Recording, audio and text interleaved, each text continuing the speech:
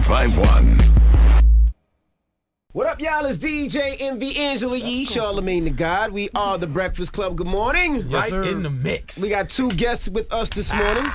But I love these type of interviews. You know what I'm saying? I love interviewing the OGs of the game, the legends. That's right. Irv Gotti. Yes. And Ja Rule. Yo, what Welcome home to Ja. Welcome home, Ja. Fresh out the pen. Fresh out the pen. Fresh out the pen. Ja, you was coming home so many times. We didn't know when you was coming home. They said 20 days, man. 10 days, and they bumped it to 45 more days. We tried to have a countdown, but it didn't work. Trust me, nothing. It wasn't worse on nobody but me, man.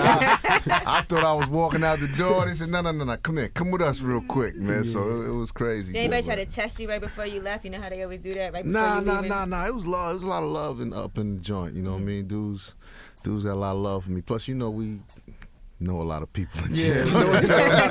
Yeah, you know what? My friends in jail. I try and tell everyone that. I try and tell everyone, like, yo, it's weird with us because we made, we were supposed to be the soft guys. You understand? We made the chick-friendly regular, but we, in the last, like, I would say 5 to 7, the most love we get is from the authentically gangster street, because with me, with my case beating the feds, and then with Rule doing what he do, we get all the love from the hardest dude, yo. They love murder. Nobody ever thought y'all was the soft guys. I mean, y'all were called Murder Inc. Yeah, but people was believing things, from other people. Just a little love, un poquito. How's Preem doing? You spoke to Preem? Yeah, Preem. He Preem is Preem. He good. Yeah. Preem is Preem. The thing with Preem is Preem loves being Preem. You know what I'm saying? Preem just loves being Preem. So even when he's inside and going through a double life bid, but he's still Preem. You know what I'm saying? So we talk to him. I go visit him. You know what I'm saying? Last time I visited him at Florence Admax. It's the worst. That's where, like, Jeffrey That's the Dahmer. Yeah. It's underground. It's just. I went there. They rioted because all the prisoners in there, they feel like they're dead already. They Preem be like the big thing for them. They talk about their grave. They plaques and what they wanted to read. Wow. Because they're lost. To get there, you gotta catch 2 planes, and then it's a 2-hour drive. It's in the middle of nowhere. Right? It's just big weeds and cornfields or whatever like that. And like when I came there, I did the weekend. I did Friday, Saturday, and Sunday. So Friday when I got there, the word spread. Irv Gotti's here to see Preem. Hoover, big shout out to Larry Hoover. Big shout out to the old man. He was in his next thing. I sent him some things and stuff. But the next day, Saturday, when I came back, they rioted. He said, Pappy, Pappy Mason, all my Queens heads, P was in there. He said, Pappy was in there spitting on COs, talking about Gotti, Preem, do. He said, yo, Pappy in the hole. And he said, you caused the riot. He said, just because they couldn't believe that someone like me took the time to come see somebody in there, because they're the forgotten people. Right. Yeah, it's deep.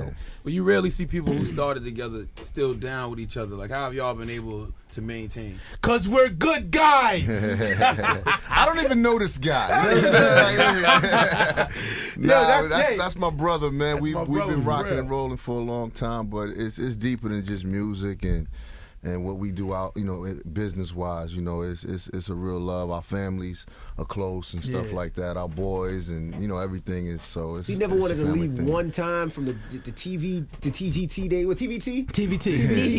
TGT. Never from the TVT days. Nah, I mean, with Gotti is a different thing because I'm a boss too.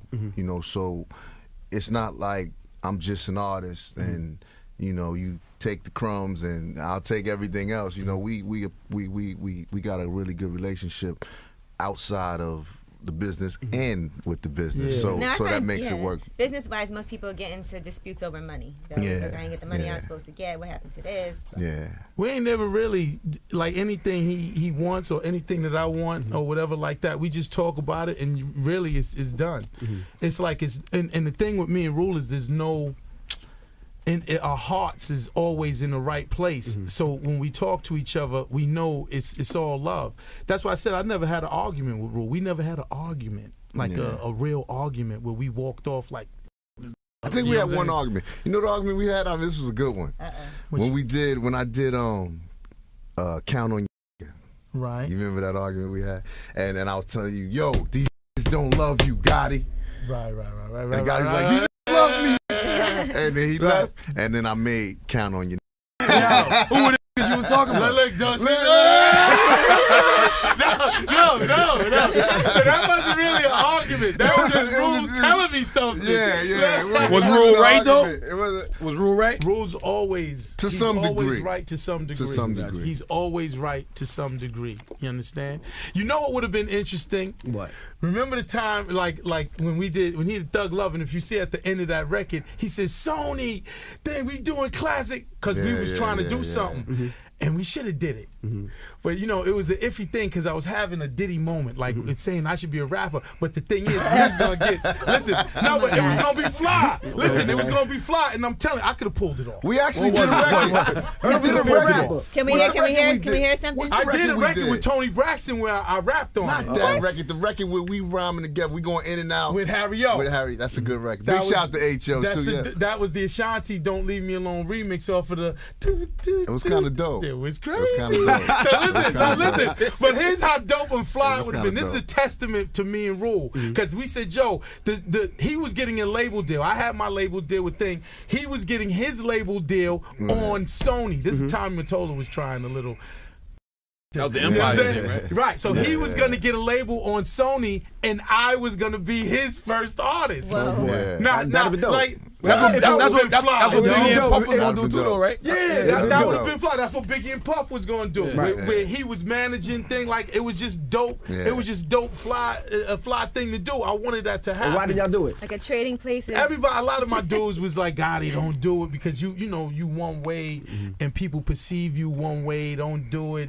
It was like little reservations. I wanted to do it because I was just thing. And I said, Joe, I'll do a chronic. Like I could Dr. Dre it. Everyone writing his rhymes. Right. You know what I'm saying? Like, I'll spit a verse and have all featured artists. I said I could go get everybody who I mess with to get on the album. I said it'll be dope. Right. And when I start talking at the time Mottola, he put them M's up. Yeah, real talk.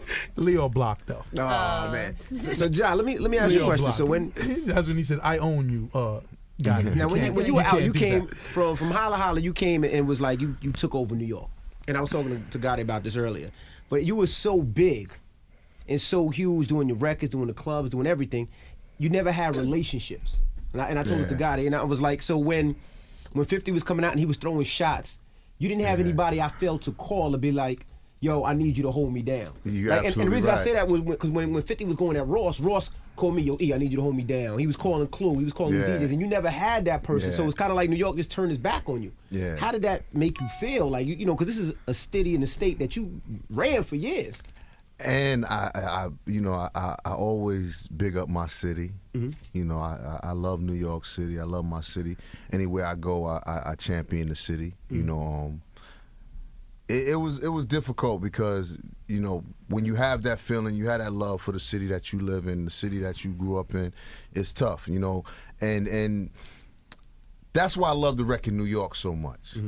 Because when I did that record, everybody was like, yo, you should do like a version for Chicago and like a version for L.A. And, you know, you should do I'm from L.A. You know, and I'm like, nah.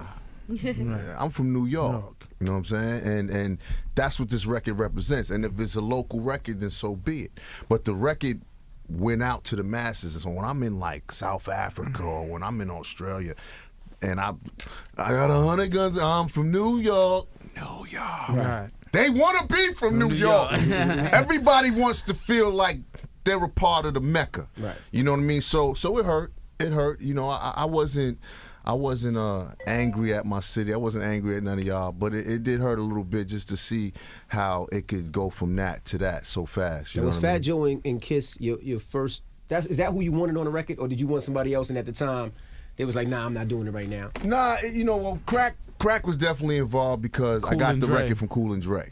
So Cool and Dre kind of was like, yo, you could be you, could be Crack. You know how Cool and Dre are, you know what I mean? So they was kind of setting it up, orchestrating it like, you know, you get Jada. And I was like, yeah, that'll work. Me, Crack, and Jada will work. You know, then I threw out there, well, maybe we get Hove on it, or maybe we get Nas on it, you know what I mean? But I think for what it was at the time and what I was going through, the three of us worked. It was perfect. And Jada had no reservations, Joe had no reservations at all. I'm not going to say that. Crack was in 100%. Jada might have been a little bit 1 foot in, 1 foot out. Because he was on Interscope at the time. Yeah. So it was a little bit of a thing with Jada, but you know, Jada's like family too. So Yeah, you know, Jada's so he extended- came in he's and extended he did the damn thing. I've never seen the industry turn on a person the way they turned on you. It seemed like everybody had something to say, from Eminem to DMX to Dre to Busta. Yeah. You still have those old beefs? Nah, I'm good with everybody. Nah.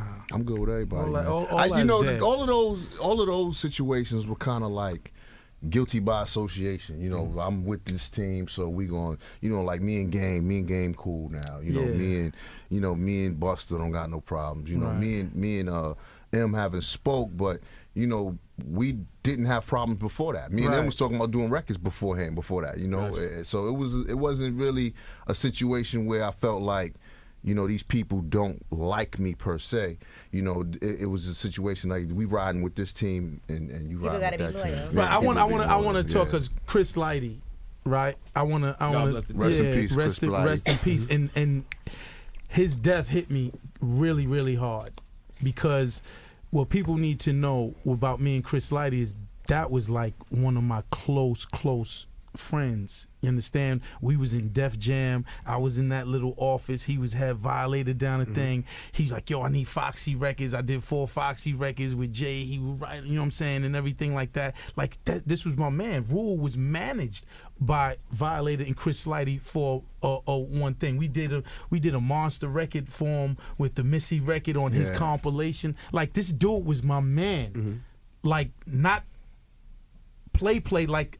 I really considered him. He was at my wedding. He was my man. Yeah. And when 50 came along, it separated us for no reason other than he just had to pick that side. Right. Yeah. But there was nothing done for us not to be cool or whatever.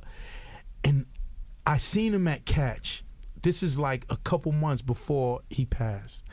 And he came up to me. I was in Catch.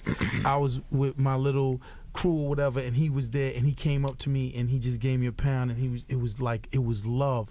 And I'm so happy that at least I had that. Right. Like when I seen him and ended, and it was love, and it was like, cause he know, like two people, they know.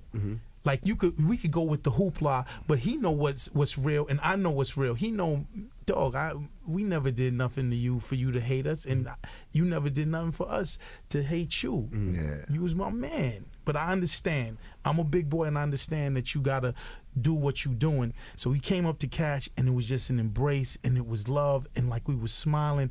I swear to God, I wish someone would have took a picture of that so I could like have it in my crib and just be like, that was my man. Because I always felt that whenever he ran his course with 50, he was gonna double back. You know what I'm saying? And be like, Gotti, what's up? Because he was a good dude. Like, I'm cool with his brothers.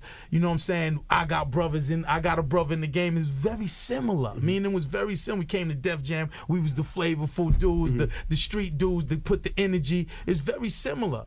And he's like, that was my man. You know what I'm saying? So I'm just happy that I got to have a good moment with him, and that's my ending moment with him. But you almost had to do the same thing, though. Huh? You were Jay's man, and the time when Jay and Nas was going at war, you were going to sign Nas.